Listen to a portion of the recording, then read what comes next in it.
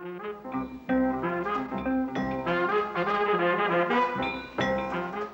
Observatory Mountain Observatory houses the world's most powerful telescope.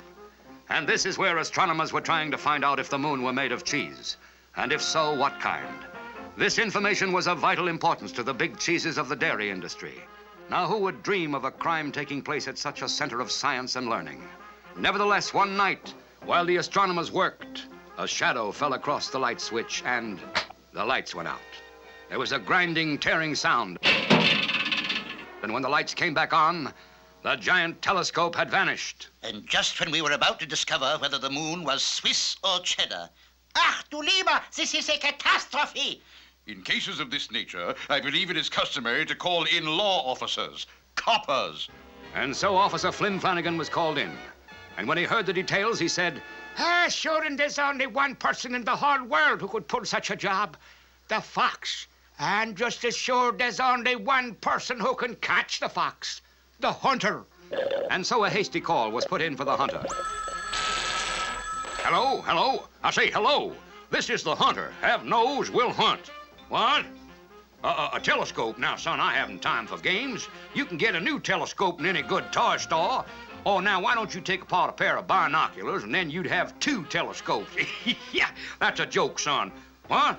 Oh, that telescope. Why didn't you say so? I'll get right on the case. The hunter, like any experienced detective, started at once for the scene of the crime. But on the way, he overheard a suspicious conversation. No, I get to use the telescope. No, I do. I'm the pirate captain. Telescope pirates, eh? I've got 'em cold. All right, now, come quietly. I've got you under arrest. He's stealing our telescope. He's taking us away. You big bully! Take that! And that! And that! Meanwhile, the fox had set the real telescope up on a New Jersey cliff, directed it to New York across the river, and... Step right up, folks. Line forms on the left. Why waste time, money, effort going into New York? Take a complete sightseeing tour of Manhattan without ever going into the city. Hurry, hurry, hurry. But the hunter even now was closing in. Now, according to my precise calculations, if the fox stole that telescope, he had to use a long, round truck, because a telescope is long and round. So, well, just look here, coming. Halt! Stop!